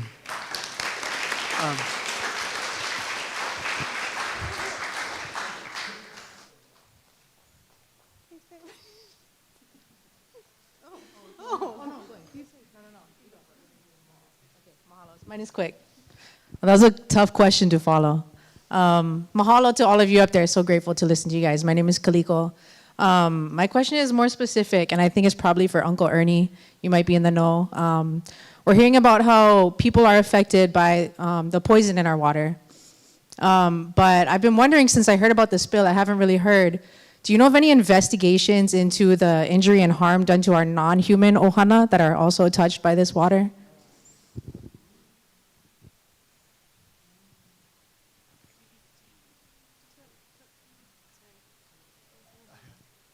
I think there's some studies being done on streams, Halava stream, and they maybe start to look at the springs also, or what's happening with the springs, because the fresh water in that area may end up in springs that actually seep into Pearl Harbor. But I think more work needs to be done, especially in the area of the PFAS contamination, because they are, if you don't know it, it's probably obvious. The whole Pearl Harbor is like a Superfund site. From the mid-90s, declared a Superfund site. And they're doing PFAS investigations and other investigations to identify and, I guess, try to clean up some of the contamination. But if the Mauka waters are containing a lot of PFAS in them, and PFAS doesn't degrade in the environment very easily, that's why they call them forever chemicals. Can they flow out through the springs and get into their waters of Pearl Harbor, Pu'oloa, and get into the fish and other things that live down there? So I agree with you. The focus has been, for my kuleana, on drinking water, But the issue and the impact of Red Hill is much broader. It's on our entire ʻāina. Mahalo. And I'll go to a virtual question, too, that was submitted via the survey. So this is in regards to another water issue that focuses primarily on geothermal. So it's kind of a long-winded one, but we'll go for it. Recently, Governor Green and interesting politicians have come out in support of geothermal development. These same political figures claim to be water protectors. In addition to the exorbitant amount of water needed to stand up geothermal infrastructure and daily use, there are a number of toxic side effects water drinkers could potentially be exposed to, including heavy metal contaminants such as arsenic, mercury, lead, and hydrogen sulfate, as well as released gases.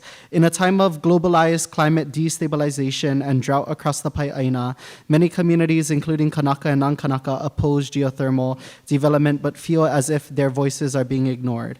Please comment on your stance regarding geothermal and what you see as the pros and cons of development.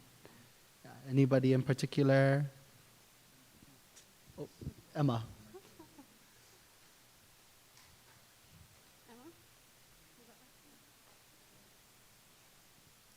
Mahalo.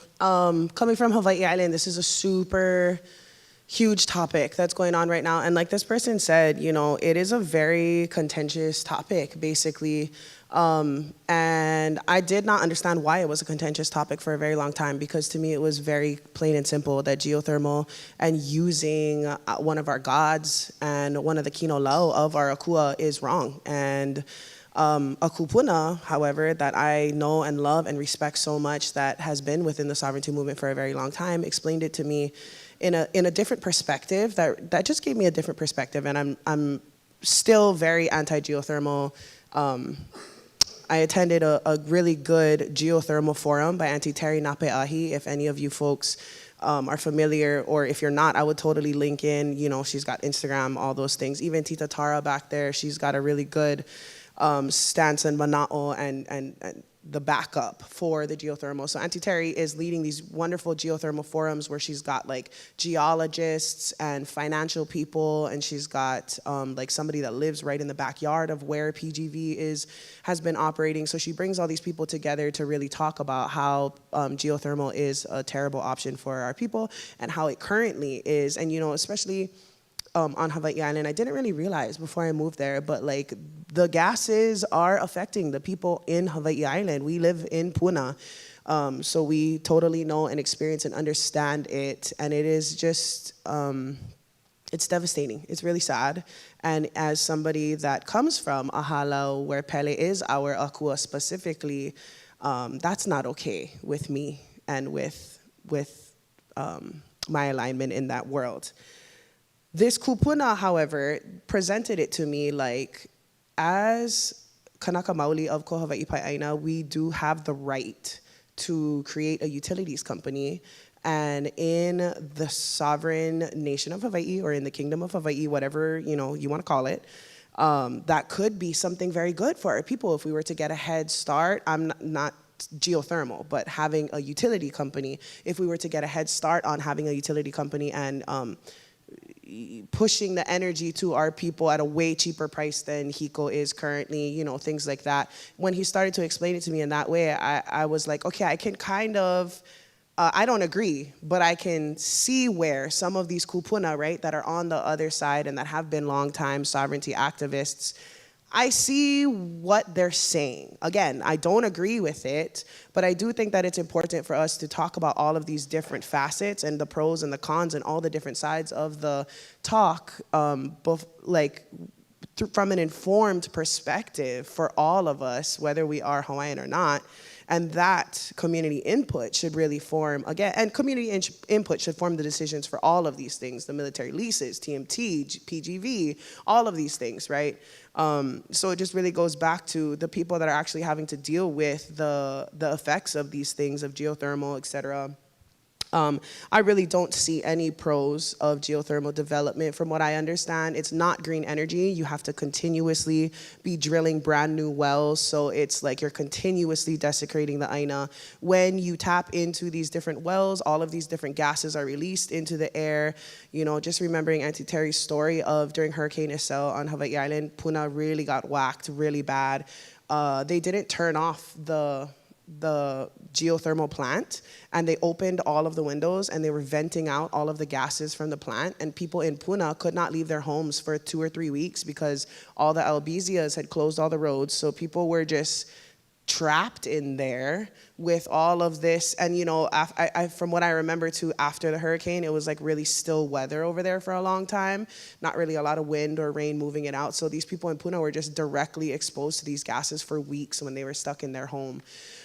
So, you know, the list goes on and on and on and on. Financially, it doesn't really make sense. From a cultural standpoint, it definitely doesn't make sense. So, yeah, I don't see any pros to geothermal development personally, only negative things.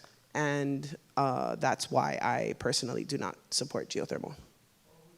Mahalo.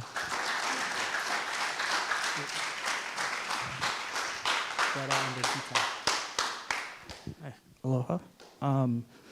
This question is for any of you. Are you currently or interested in looking to have these conversations with labor and trade unions currently? Because I'm sure that if they do care about Hawaii being livable or remaining livable, they would absolutely be on your guys' side.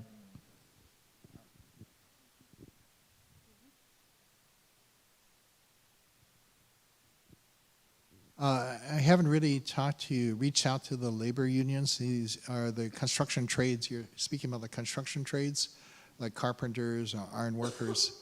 I know on one issue that, I took the uncomfortable situation of opposing a landfill over our aquifer in the central Oahu area. Some of the trades unions did reach out to me and said, you know, we're behind you. But we do meet on a regular basis with the construction community. They're an important part of our community. I've never thought about trying to educate them on this, but thank you for the suggestion. Mahalo. Mahalo. And then we had one more in the back, and then Tita with over here. Yeah. One of the cake.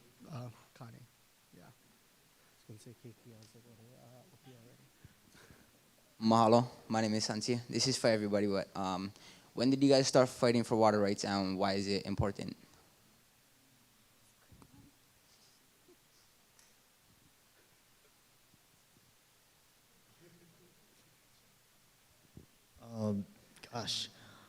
I think formally, professionally, my entire career, I started out working with folks in Nowemapa who were trying to restore their streams, trying to claw back water that was being diverted by HCNS. My first job out of law school, my boss testified to the Water Commission saying that it made no sense for them to follow a recommendation to restore just one stream out of 19, just from a purely biological, ecological standpoint. Like you could get so much habitat restoration just from a modest amount of stream flow. And he was then immediately put on leave for 10 days, and a few months later he was pushed out of his position. So yeah, water has been, for whatever reason, like something that's been part of my trajectory for quite a while now. Water rights is really important in Hawaii. Water is a public trust resource, so nobody really owns it. I think one area that is the state, people don't talk about it, but actually the state water code is a very powerful piece of law. I think that hasn't been fully utilized. I'm going to get criticized about this, but water is so important for our community. Decisions should have very little or no political influence on those decisions. It should be made for the benefit of the people of Hawaii, as our Constitution says.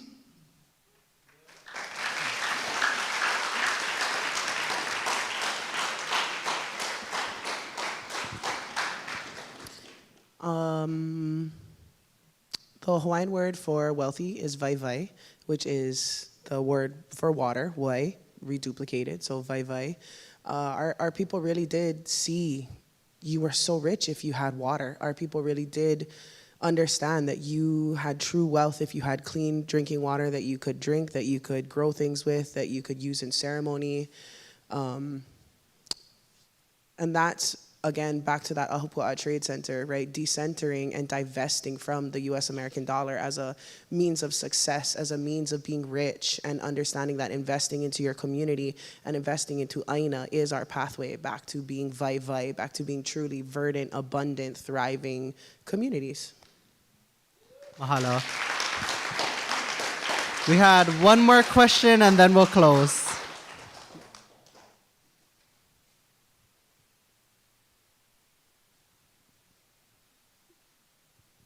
Aloha. My question is for Ernie Lau. I know we talked about the water being poisoned and like the fish. But right now, food security is at an all-time high. And I really want to know, because we know that jet fuel affects everything, is this going to affect the soil, the dirt? Because I know we don't have resources to test soil right now. So my question for you is, how does this affect our future generations? Because as I come here today with my son right here, I'm worried about the future of him, and I know we're all nodding our heads, and especially I'm looking at you because my father has worked for you for years in Board of Water Supply, and there's a lot of heva being done. So I'm here to thank you and also ask for some accountability. How can Board of Water Supply, how can you as an entity of that company help us as Kanaka Maoli, as stewards, rightful stewards of this land, to move forward if our crops are poisoned and if our soils are poisoned, our water, olei kawai. But if we can't grow food for our children, what's the use?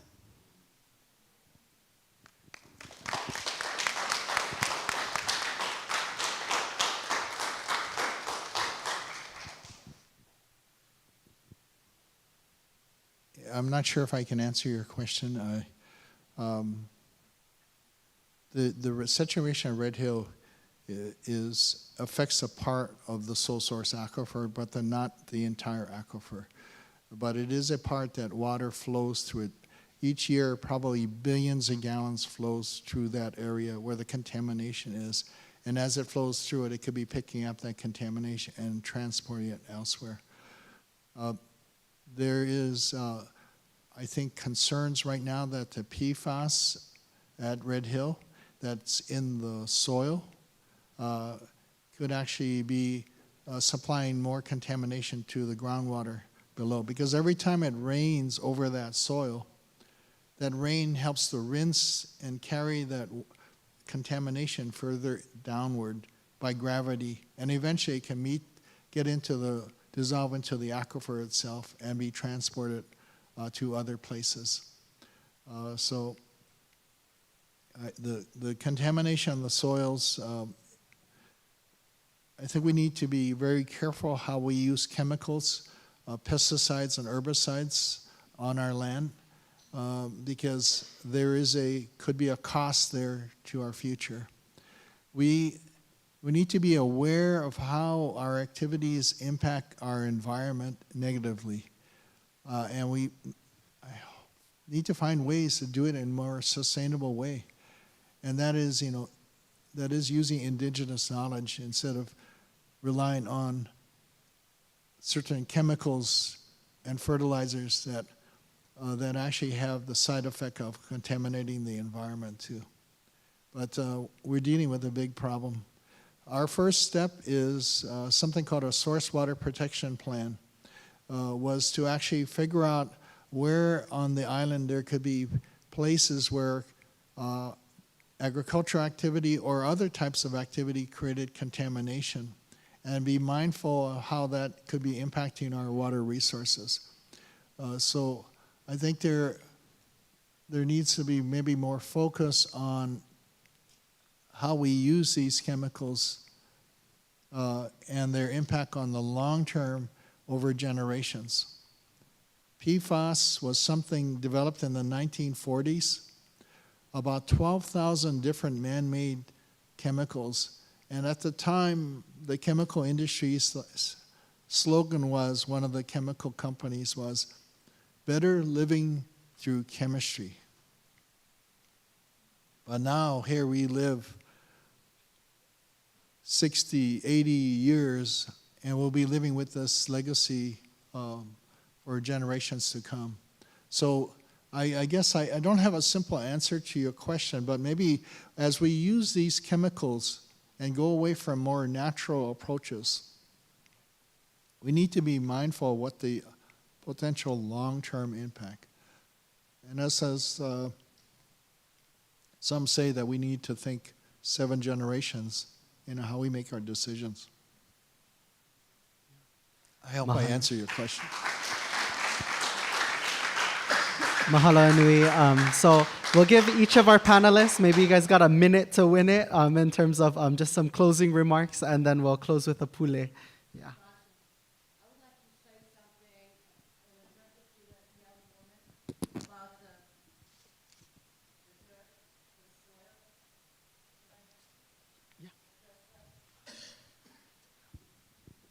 I think a lot of us here, several generations, go back to the plantation days, and those chemicals are called legacy chemicals. Now, if you go down Waiwa Hill, you look at all of that abundant land, that's cropland. All of that from the years of pesticides, because my big push at the public schools was feed our kids better. We are surrounded by farms, feed them from our land. Come to find out, the land is poisoned. So what now? But you're right. Some people are trying to take off the soil, the topsoil, bring in clean soil.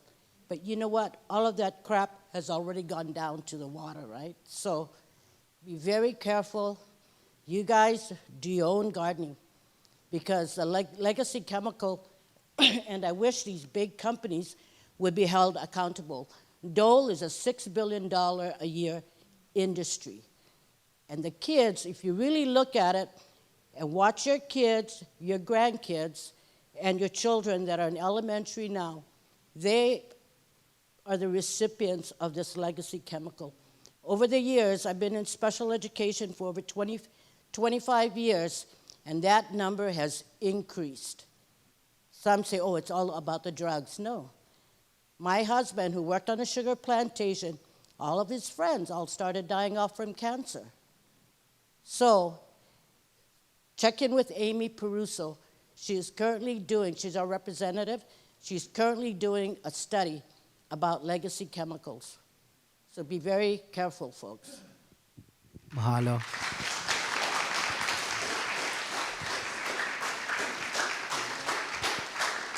Now let's turn it over to our panelists for closing remarks. Okay. So my hope is that maybe, actually, yeah, I guess I'd like to urge you all, and first thank you all for being here and for sharing, your time and the space with us, but also to urge you to think about how we can carry this conversation forward and farther, right? And so maybe there's 3 things that we can think about doing, and all of you are already doing it. And first is learn, right? Like we don't know how bad it is. Like we don't, like the military doesn't even know how bad. They don't want to know, right? And so knowledge is part. So there's research you can go online. There's all these there's groups that have been tracking these issues, yeah, and it sounds like Ernie's kitchen is like my kitchen, but those cockroaches don't like it when you shine a light on them. And then share that, right, and act on it. So use your voice, use your relationships, use your privilege where you have it, to make sure that others hear this truth, right? And there's all kinds of spaces, right? If you have connections on the continent, let them know what's going on in Hawaii, because we may need their congressional delegate support to lean on the military. If you know military families, don't be afraid to talk to them too. That some of our staunchest advocates right now for accountability are the families that were impacted, right? And some of them are MAGA even, right? And they're standing shoulder to shoulder calling for the ends of the leases. So there's opportunity there. It's kind of funny because not funny, but it's tragic. But I think the Navy and the military, they had all these impacted people here, and they just want to get rid of them. So they ship them off to other places. They PCS them to East Virginia or Maryland or whatever. And they thought they were getting rid of the problem, but what they were doing was they were spreading their experiences, and now those people are talking to the communities they're at and getting them to recognize what the military has been doing to their place. So there's opportunities in crises like these. And then the last thing is to organize or get organized. So again, you can maokakao.com. Absolutely. There's some flyers with QR codes. You can sign up for take the Y pledge. That's not just a pledge; it's a commitment to take action. And we'll have your emails. So next time there's a chance to lean on the Department of Health or to lean on the Navy, we'll send that action alert out. And likewise with the there's another flyer I think with military leases and QR codes. You can sign up for additional opportunities. And those aren't the only ones too, right? So there's lots of people all over the place that are standing up now, and even though it feels like some trying times, is when the foundations start to crack that can really maybe start making some real needed changes. That's all. Yeah. Thank you. Mahalo, Ernie.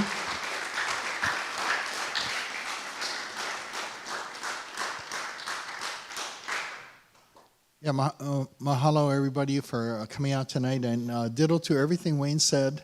I'll just add that think of this challenge that we are in right now is something that is intergenerational, that it is something that we here today are going to be dealing with, but the children of tomorrow are going to be dealing with. So please pass on the ike, the knowledge, to your keiki, so that they become knowledgeable and equipped with knowledge and power, and that knowledge brings power.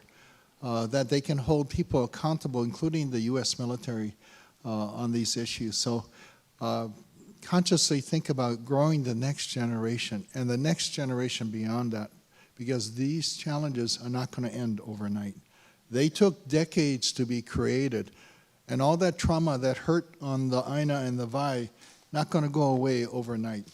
So we need to figure out how do we keep the polluters accountable to clean it up and to restore the ʻāina and the wai. So it is an intergenerational effort, and I think we're all up to it. We stand together as a community. We can disagree, I think, on some points, and I know I will have some disagreements, but together what is important for our community, for our survival, is clean water. And we need good food, too, that can nourish our bodies and not create disease and other problems. So mahalo, just pass the knowledge, the ike, on to your children.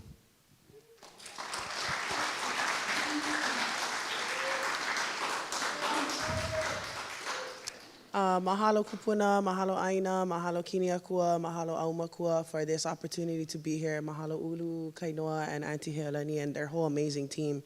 And these two amazing guys too, these smart bradas. And on the note of what Uncle Ernie just shared too, I just wanted to share a resource. I do offer a generational trauma healing workshop that is geared towards Native Hawaiian women. So if that is ever something that you're interested in, then keep an eye out on our socials. That's where we announce when we're having new ones. We just finished one this past weekend on Hawaiʻi, and it was amazing. It was so good. So just putting that resource out there for whoever may need it. I'm pretty sure everyone in this room may need it. So I leave you guys with 3 pieces of homework, 2 quotes, and 1 song for you to think about as you leave this room and go off into your journey. So 3 pieces of homework. Number 1, kuleana. Figure out what your kuleana is. Figure it out and do it. Number 2, obviously, ho'omakaokau.com. If you're leaving this room and you're feeling very aligned and you're feeling very like, yes, I've been waiting my whole life for this, then please sign up. If you are not very aligned and you're leaving this room like, that girl's crazy, please do not sign up. I heard enough of that. And then your third piece of homework is ho'i kapiko. What does that mean? How are you going to do it?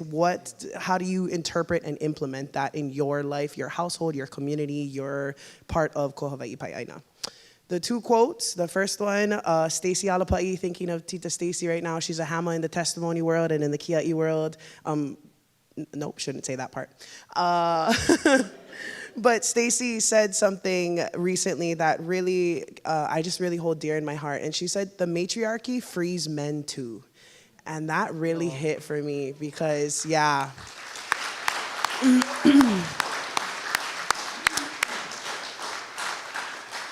Just really headed towards that world of our kupuna where everyone's fed, everybody's got a safe place to sleep, right? Kana vai mamalahoi. That story and that kana vai of our kingdom still stands, and I'm here to enforce it and make sure that it still stands.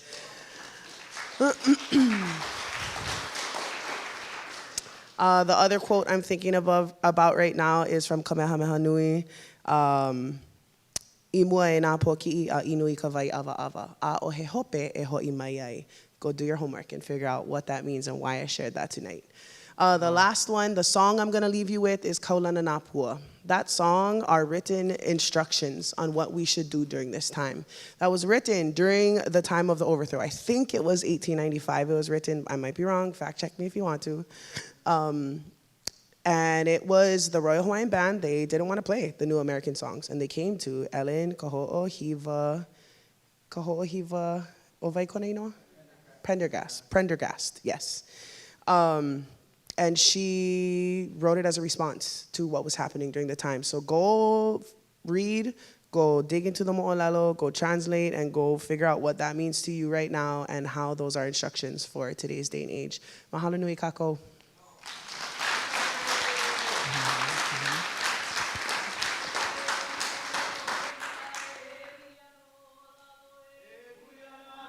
E kua na kapaia, e iho no luna e pia no lalo e huiana na moku e kua na kapaia. E iho no luna e pia no lalo e huiana na moku e kua na kapaia. Iki a kalakau, mai ko kuia ka halawai. Na uma kuia kahina kuia kahinalo. Ia ka kau I kalani, o ki ha I kalani, o e I kalani, nunuru I kalani, ka holo I kalani. Ia nā pulupula o ko, e malama o ko ia mako, e uru I kalani, e uru I ka honua, e uru I ka pai ʻāina o Hawaiʻi.